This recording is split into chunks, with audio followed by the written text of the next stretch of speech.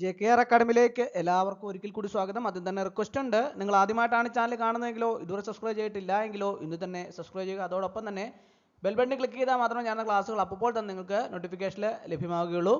Civil excise officer, woman civil excise officer തസ്തികയിലേക്കുള്ള പരീക്ഷ 17-ാം തീയതി നടക്കാൻ പോവുകയാണ് അല്ലേ. അപ്പോൾ അതിനു വേണ്ടിയിട്ട് തയ്യാറെടുക്കുന്ന ഉദ്യോഗാർത്ഥികൾക്ക് വേണ്ടിയിട്ടുള്ള എല്ലാ ക്ലാസ്സുകളും നിങ്ങൾക്ക് ഈ ചാനലിലൂടെ ലഭ്യമാണ്.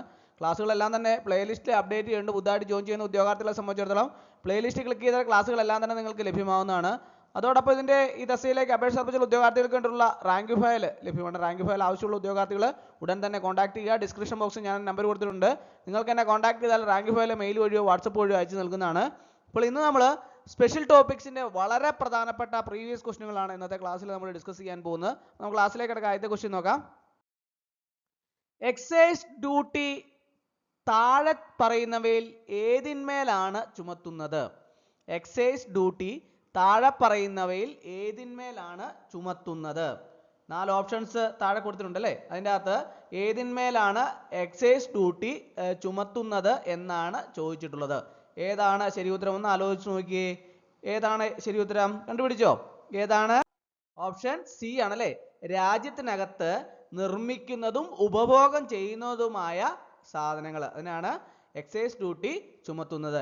എക്സൈസ് ഡ്യൂട്ടി എന്നത് രാജ്യത്തിനകത്ത് നിർമ്മിക്കുന്നതും അവിടെ തന്നെ ഉപഭോഗം ചെയ്യുന്നതുമായ ചില പ്രത്യേക സാധനങ്ങളുടെ മേൽ ചുമത്തുന്ന ഒരു പരോക്ഷ നികുതിയാണ് എന്ത്? എക്സൈസ് ഡ്യൂട്ടി എന്ന് പറയുന്നത്. അപ്പോൾ ഉത്തരം സി ആണ് ശരിയായിട്ടുള്ളത്. അടുത്ത ക്വസ്റ്റ്യൻ. ഡിസ്റ്റിലറികൾ എന്തുമായി ബന്ധപ്പെട്ടിരിക്കുന്നു? ഡിസ്റ്റിലറികൾ എന്തുമായി ബന്ധപ്പെട്ടിരിക്കുന്നു? 4 ഓപ്ഷൻസ് താഴെ കൊടുത്തിട്ടുണ്ട് അല്ലേ.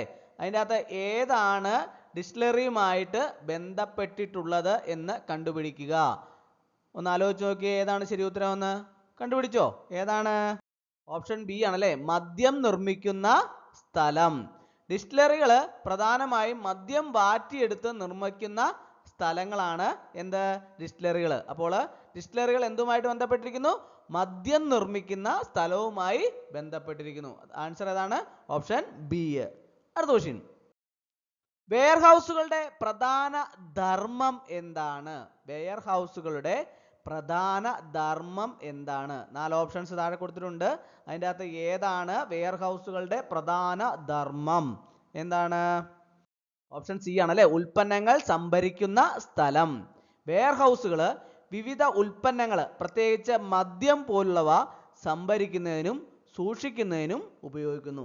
എന്താണ്? വെയർഹൗസുകൾ അല്ലേ. വെയർഹൗസുകൾ വിവിധ ഉൽപ്പന്നങ്ങൾ, പ്രത്യേകിച്ച് മദ്യം പോലുള്ളവ സംഭരിക്കുന്നതിനും സൂക്ഷിക്കുന്നതിനും ഉപയോഗിക്കുന്നു. അപ്പോൾ ഏതാണ് ശരി ഉത്തരം? ഉൽപ്പന്നങ്ങൾ സംഭരിക്കുന്ന സ്ഥലം. ഉത്തരം സി ആണ് ശരിയായിട്ടുള്ളത്. അടുത്ത ക്വസ്റ്റ്യൻ. ഡിസ്റ്റിലറികളുടെയും വെയർഹൗസുകളുടെയും പ്രവർത്തനം നിയന്ത്രിക്കുന്നത് ആരാണ്? ഡിസ്റ്റിലറികളുടെയും വെയർഹൗസുകളുടെയും പ്രവർത്തനം നിയന്ത്രിക്കുന്നത് ആരാണ്? 4 ഓപ്ഷൻസ് ഉണ്ട്. ഏതാണ് ശരി ഉത്തരം? ഏതാണ് ശരി ഉത്തരം? ഒന്ന് ആലോചിച്ച് നോക്കിയേ. ഏതാണ്? ഓപ്ഷൻ ബി ആണല്ലേ. സംസ്ഥാന എക്സൈസ് വകുപ്പ്. ഡിസ്റ്റിലറികളുടെയും വെയർഹൗസുകളുടെയും പ്രവർത്തനം അതാത് സംസ്ഥാനങ്ങളിലെ എക്സൈസ് നിയമങ്ങൾ അനുസരിച്ച് സംസ്ഥാന എക്സൈസ് വകുപ്പാണ് നിയന്ത്രിക്കുന്നത്. അപ്പോൾ സംസ്ഥാന എക്സൈസ് വകുപ്പ് എന്ന ഓപ്ഷൻ ബി ആണ് കറക്റ്റ് ആയിട്ടുള്ള ആൻസർ. അടുത്ത ക്വസ്റ്റ്യൻ. ഡിസ്റ്റിലറി അല്ലെങ്കിൽ വെയർഹൗസ് ആരംഭിക്കാൻ ആവശ്യമായ പ്രധാന കാര്യം എന്താണ്? ഡിസ്റ്റിലറി അല്ലെങ്കിൽ വെയർഹൗസ് ആരംഭിക്കാൻ ആവശ്യമായ പ്രധാന കാര്യം എന്താണ്? 4 ഓപ്ഷൻസ് താഴെ കൊടുത്തിട്ടുണ്ട്. ഏതാണ് ശരി ഉത്തരം? ഒന്ന് കണ്ടുപിടിച്ചേ. ഏതാണ് ശരി ഉത്തരം? കണ്ടുപിടിച്ചോ? ഏതാണ്? ഓപ്ഷൻ ബി ആണ്. ഓപ്ഷൻ സി ആണല്ലേ കറക്റ്റ് ആൻസർ. ലൈസൻസ്. ഏതൊരു ഡിസ്റ്റിലറിയും വെയർഹൗസും ആരംഭിക്കുന്നതിന് മുമ്പായി ബന്ധപ്പെട്ട സംസ്ഥാന എക്സൈസ് വകുപ്പിൽ നിന്ന് ലൈസൻസ് നേടേണ്ടത് നിർബന്ധമാണ്. അപ്പോൾ ഏതാണ് ശരി ഉത്തരം? ഓപ്ഷൻ സി ആണ് കറക്റ്റ് ആൻസർ. ലൈസൻസ്. അടുത്ത ക്വസ്റ്റ്യൻ. ഡിസ്റ്റിലറികളിൽ പാലിക്കേണ്ട പ്രധാന സുരക്ഷാ മാനദണ്ഡങ്ങളിൽ ഒന്ന് താഴെ പറയുന്നവയിൽ ഏതാണ്? 4 ഓപ്ഷൻസ് താഴെ പറഞ്ഞിട്ടുണ്ട്.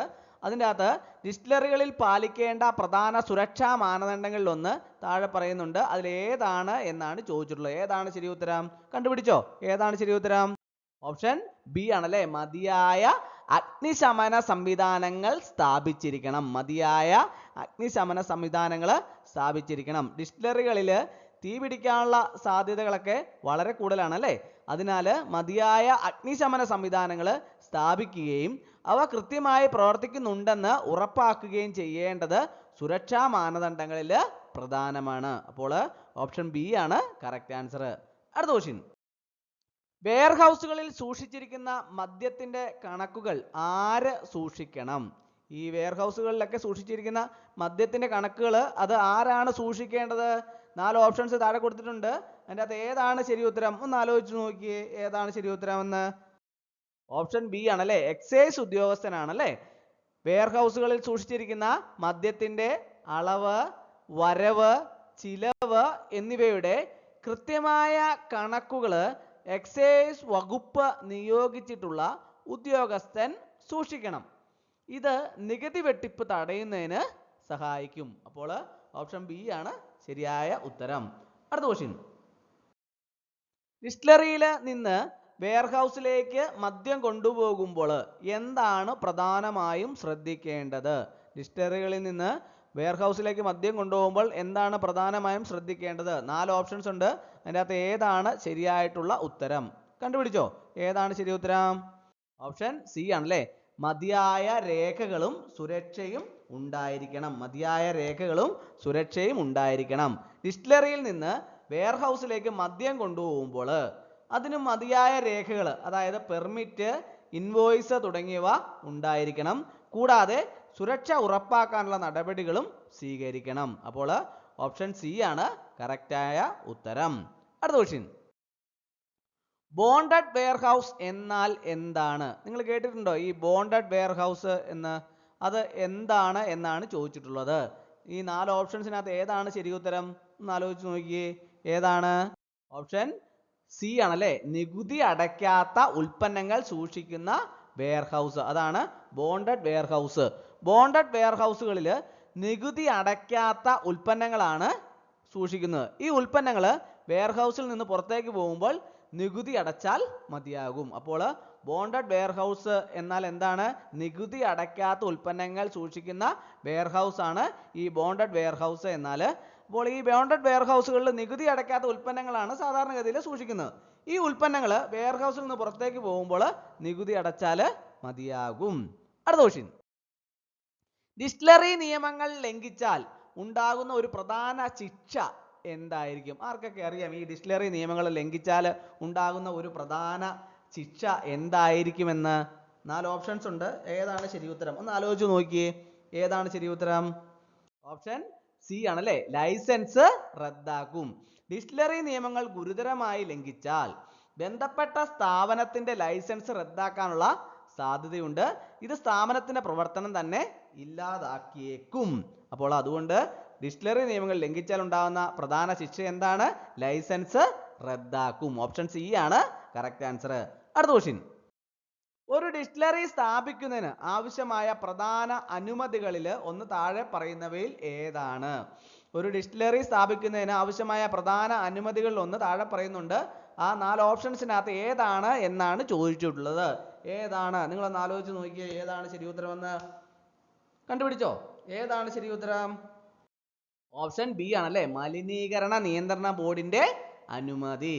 ഡിസ്റ്റിലറികളിൽ നിന്ന് ധാരാളം മാലിന്യങ്ങളൊക്കെ പുറന്തള്ളാനുള്ള സാധ്യതയുണ്ട്. അതിനാൽ പരിസ്ഥിതി സംരക്ഷണം ഉറപ്പാക്കുന്നതിന്റെ ഭാഗമായി മലിനീകരണ നിയന്ത്രണ ബോർഡിന്റെ അനുമതി ഒരു പ്രധാന ആവശ്യകതയാണ്. അപ്പോൾ ഒരു ഡിസ്റ്റിലറി സ്ഥാപിക്കുന്നതിന് ആവശ്യമായ പ്രധാന അനുമതികളിൽ ഒന്ന് ഏതാണ്? മലിനീകരണ നിയന്ത്രണ ബോർഡിന്റെ അനുമതി. ഓപ്ഷൻ ബി ആണ് കറക്റ്റ് ആൻസർ. അടുത്ത ക്വസ്റ്റ്യൻ, വെയർ ഹൗസുകളിൽ മദ്യം സൂക്ഷിക്കുമ്പോൾ ശ്രദ്ധിക്കേണ്ട ഒരു പ്രധാന കാര്യം എന്താണ്? 4 ഓപ്ഷൻസ് താഴെ കൊടുത്തിട്ടുണ്ട്. അതിൽ വെയർ ഹൗസുകളിൽ മദ്യം സൂക്ഷിക്കുമ്പോൾ ശ്രദ്ധിക്കേണ്ട ഒരു പ്രധാന കാര്യം ഉൾപ്പെടുത്തിയിട്ടുണ്ട്. അത് എന്താണ് എന്നാണ് ചോദിച്ചിട്ടുള്ളത്. ഏതാണ് ശരി ഉത്തരം? ഒന്ന് ആലോചിച്ച് നോക്കിയേ, ഏതാണ്? ഓപ്ഷൻ എ ആണല്ലേ, നേരിട്ടുള്ള സൂര്യപ്രകാശം ഏൽക്കാതെ സൂക്ഷിക്കുക. മദ്യത്തിന്റെ ഗുണമേന്മ നിലനിർത്താൻ അത് നേരിട്ടുള്ള സൂര്യപ്രകാശം ഏൽക്കാത്തതും അധികം ചൂടോ തണുപ്പോ ഇല്ലാത്തതുമായ സ്ഥലങ്ങളിൽ സൂക്ഷിക്കേണ്ടത് പ്രധാനമാണ്. അപ്പോൾ ഈ വെയർഹൗസുകളിൽ മദ്യം സൂക്ഷിക്കുമ്പോൾ ശ്രദ്ധിക്കേണ്ട ഒരു പ്രധാനപ്പെട്ട കാര്യമാണ് നേരിട്ടുള്ള സൂര്യപ്രകാശം ഏൽക്കാതെ സൂക്ഷിക്കുക എന്നത്. അപ്പോൾ ഓപ്ഷൻ എ ആണ് കറക്റ്റ് ആയിട്ടുള്ള ആൻസർ. അടുത്ത ക്വസ്റ്റ്യൻ. ഡിസ്റ്റിലറിയിലെ ഉൽപാദന പ്രക്രിയയിൽ ഉപയോഗിക്കുന്ന പ്രധാന അസംസ്കൃത വസ്തുക്കളിൽ ഒന്ന് താഴെ പറയുന്നവയിൽ ഏതാണ്? 4 എണ്ണം താഴെ കൊടുത്തിട്ടുണ്ട് അല്ലേ? അതിൻ്റെ അകത്ത് ഈ ഡിസ്റ്റിലറിയിൽ ഉൽപാദന പ്രക്രിയയിൽ ഉപയോഗിക്കുന്ന പ്രധാന അസംസ്കൃത വസ്തുക്കളിൽ ഒന്ന് ആണ് താഴെ പറയുന്നുണ്ട്. അത് ഏതാണ് എന്നാണ് ചോദിച്ചിട്ടുള്ളത്. ഏതാണ് ശരി ഉത്തരം? ഒന്ന് ആലോചിച്ച് നോക്കിയേ. നിങ്ങൾക്ക് അറിയാവുന്നതാണോ? ഏതാണ്? ഓപ്ഷൻ സി ആണല്ലേ, ധാന്യങ്ങൾ അല്ലെങ്കിൽ ശർക്കര, മൊളാസസ് പോലുള്ള കാർഷിക ഉൽപ്പന്നങ്ങൾ.